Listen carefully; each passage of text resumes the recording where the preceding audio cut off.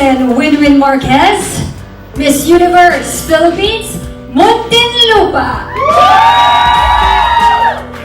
Ladies and gentlemen, once again, let us all wait for the crown and now to make it official. There you have it.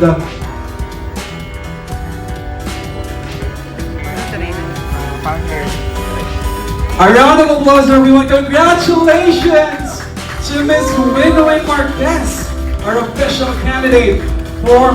Magandang araw mga kapolitika at welcome back dito sa ating YouTube channel at official na po na in-announce ng Miss Universe Philippines ang magiging pambato ng Muntinlupa para sa MUPH 2025 at ito ay walang iba kundi si Winwin Marquez at ating pag-uusapan ngayon ang itong mga komento ng mga netizen na kung saan marami po ang pumapor dito sa dating Hispano-Americana na kinurunahan doon sa Latin America. And at the same time, meron din pong mga ibang komento ng netizen na nagagamit lang daw itong si Winwin Marquez para sa popularidad ng nasabing beauty contest. At ito yung ating bibigyan ng opinion at ng ating reaksyon. Pero bago ang lahat ay huwag kalimutang mag-like at mag-subscribe na rin kayo para updated kayo sa ating mga latest issue.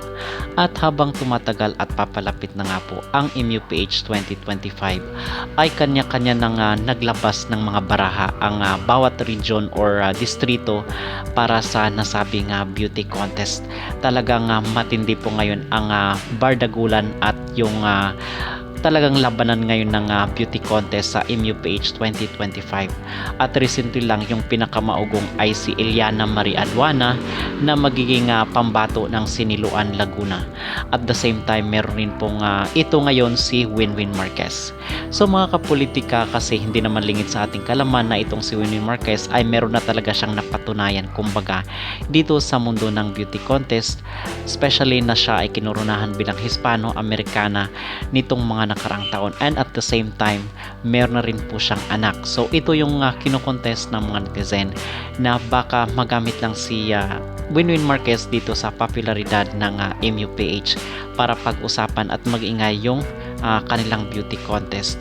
Well, sa tingin ko naman ang maging reaction ko dito, kasi majority naman ay okay naman dito kay Winwin Marquez kung talagang kapalaran niya pa na magkakaroon siya ng titulo dito sa MUPH 2025 ay nasa kanya na po yan at sa organization na mismo ng MUPH. So sa tingin ko ang reason kung bakit sumali pa itong si Winwin Marquez ay marami ang nangungumbinsi sa kanya at nanghihikayat na muling sumali dito sa Miss Universe Philippines para sa taong 2025.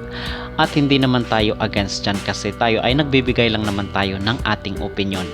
But para sa akin, kasi tayo bilang tao ay may kanya-kanya tayo paborito at pambato dito sa MUPH 2025. Para sa akin, ang pinaka-fit po talaga kung magiging patas lang ito Miss Universe organization. Para sa akin, ang magiging pasabog na panlaban talaga ng Pilipinas sa Miss Universe 2025 ay walang iba kundi si Eliana Marie Aduana. Kasi makikita mo sa kanyang image mga kapolitika na parang taga Thailand rin po siya, maputi at the same time medyo sikit yung mata. So ito yung hinahanap rin, isa sa mga hinahanap, at gusto rin nga po ng mga taga Thailand na siya ay magiging representative ng Pilipinas dito sa Miss Grand International. But unfortunately mas pinili niya nga po itong Miss Universe. But who knows, baka sa mga sunod na araw ay sasali rin po siya sa Miss Grand. But as of this moment, ang talagang para sa akin pinakamalakas ay itong mga kandidata ng taga Laguna at itong taga Siniluan. Okay?